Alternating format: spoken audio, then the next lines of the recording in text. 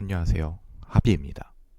몇 년 전부터 엔잡러, 부캐라는 말이 떠올랐는데 최근에는 부업을 안 하는 분을 찾아보기가 더 힘들 정도이고 특히 좋은 직업을 갖고 있는 분들이 조금 더 정교하게 부업을 도전하고 계신 모습들을 지켜보면서 저는 앞으로 엔잡러라는 말이 사라질 것이라고 예측했어요.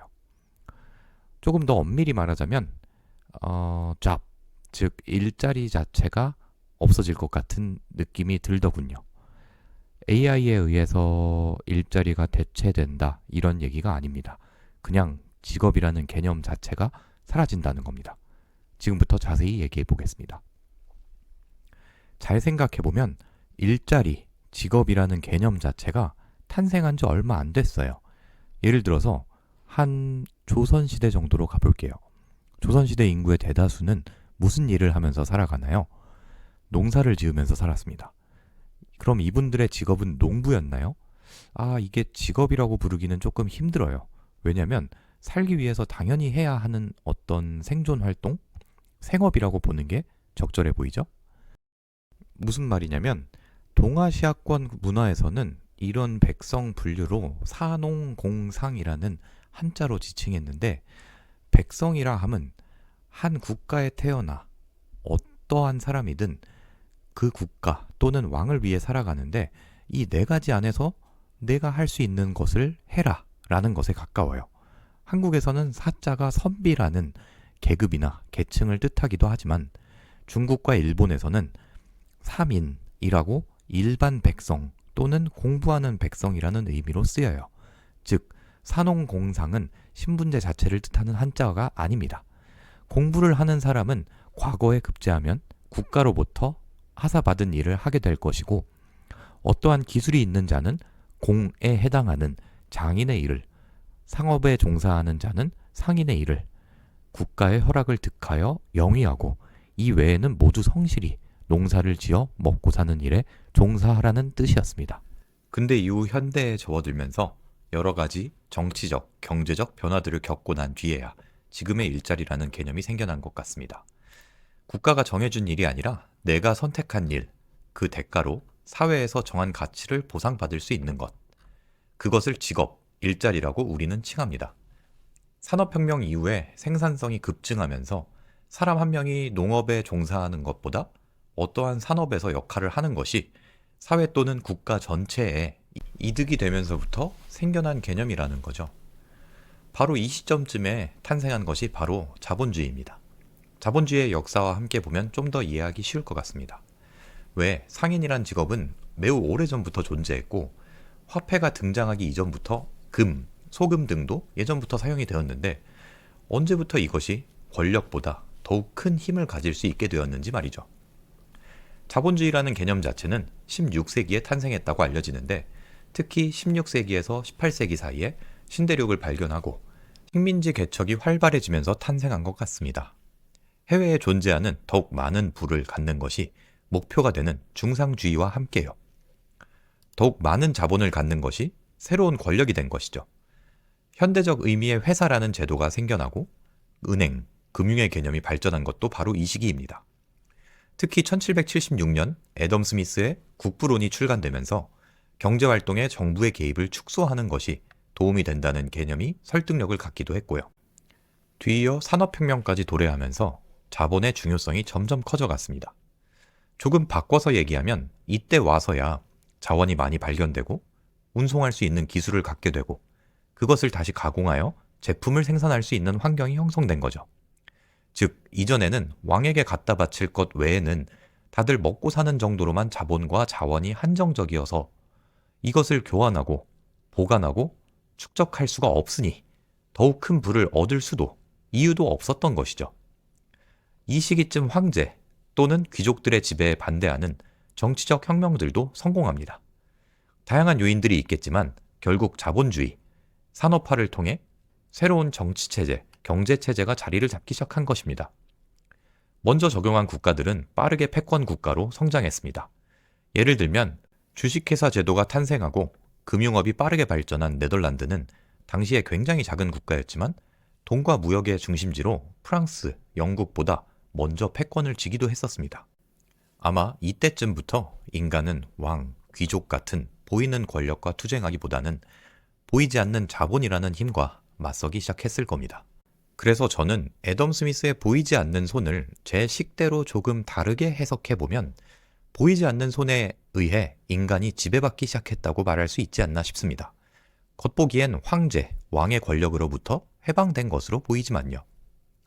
산업혁명 기간 동안 있었던 러다이트 운동은 현대사회에서 주기적으로 언급됩니다.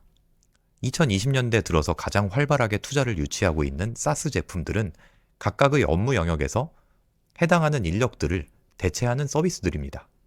좀 더 과거로 가서는 우리가 익숙하게 사용하는 엑셀, 스프레드시트 등의 소프트웨어들도 결국은 사람들이 하던 것들을 대체한 것처럼요. 1960년대, 80년대를 배경으로 하는 영화나 드라마들만 봐도 지금의 오피스 풍경과 다르게 빼곡하게 들어찬 데스크에 사람들이 앉아있는 모습을 볼 수 있습니다. 그들이 하던 업무들은 현재에 와서는 대부분 자동화되어 한두 명이 그 일들을 처리하고 있죠. 생산성이 비교도 안 될 정도로 높아졌죠. 아예 월 몇만 원짜리 프로그램 하나가 대체하고 있을 수도 있습니다. 그래서 어쩌면 주 6일제에서 주 5일제가 되고 다시 주 4일제를 목표로 하고 있는 현재의 추세가 인권과는 별개로 실제 일의 처리 속도가 빨라지고 있기에 가능하다는 생각도 한 번쯤은 해볼 필요가 있습니다. 완전히 일치하는 비유는 아니지만 슈링크플레이션에 빗대어 얘기해보고 싶은데요. 같은 직장에 있던 사람이 일하는 시간이 줄었다고 해서 임금을 바로 삭감하지는 않겠죠. 오히려 당장은 상대적으로 시간당 임금은 더 늘어난 것입니다. 하지만 회사가 직원에게 시키는 일의 양 자체가 줄고 있고 근무 시간을 줄인 것이기에 추후에 급여가 올라갈 명분이 없죠. 당연히 일자리 개수도 그에 비례해서 줄어들 겁니다.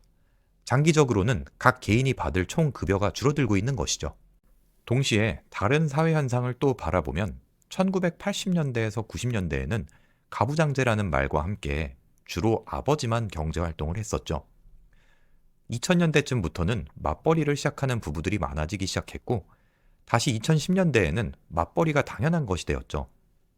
맞벌이 가정을 위해 다양한 사회적 제도가 필요하다는 활발한 논의가 있었던 것이 이를 반증하죠. 2020년쯤 되어서는 부업이 매우 일반화되어 가고 있습니다. 주 4일제가 되어가는 것과 반대로 한 가정 내의 구성원들이 일하는 절대적인 시간 자체는 오히려 늘어나고 있을 수도 있다는 겁니다. 예전처럼 가족 내에서 한 명만이 경제활동을 해서는 부족한 것은 물론 심지어 각각 2개, 3개씩의 일을 해야 부족한 수입을 충당할 수 있다는 것처럼요.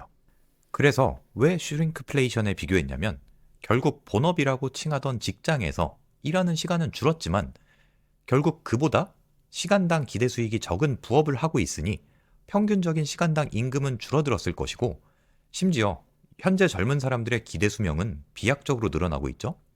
그만큼 생활에 필요한 전체 비용이 훨씬 늘어난 것까지 더한다면 이것은 생애 주기로 봐서는 완전히 마이너스라는 것이죠. 그래서 과거와는 사뭇 다른 현재 젊은 세대들의 선택을 단순히 과거의 잣대로만 부정적으로 평가하는 것은 상당히 무리가 있어 보입니다. 아무튼 이러한 현상이 계속되면서 가장 먼저 엔잡러라는 단어가 사라질 것입니다. 다들 당연하게 부업을 하고 있기 때문에 특이한 것이 아니니까요. 조금 더 시간이 지나서는 직업이라는 말 자체가 사라질 것이고요. 조금 다른 예일 수 있는데 요즘 쿠팡 셀러분들이 느끼는 위기가 있다고 합니다. 열심히 안 올라가 있는 상품군 찾아서 판매하다 보면 어느새 쿠팡에서 직접 자체 브랜드로 판매하는 경우가 많아서 불안하다고들 합니다. 궁극적으로는 쿠팡은 모든 데이터를 갖고 있으니 쿠팡이 마음만 먹으면 모두 직접 판매를 할 수 있는 거죠.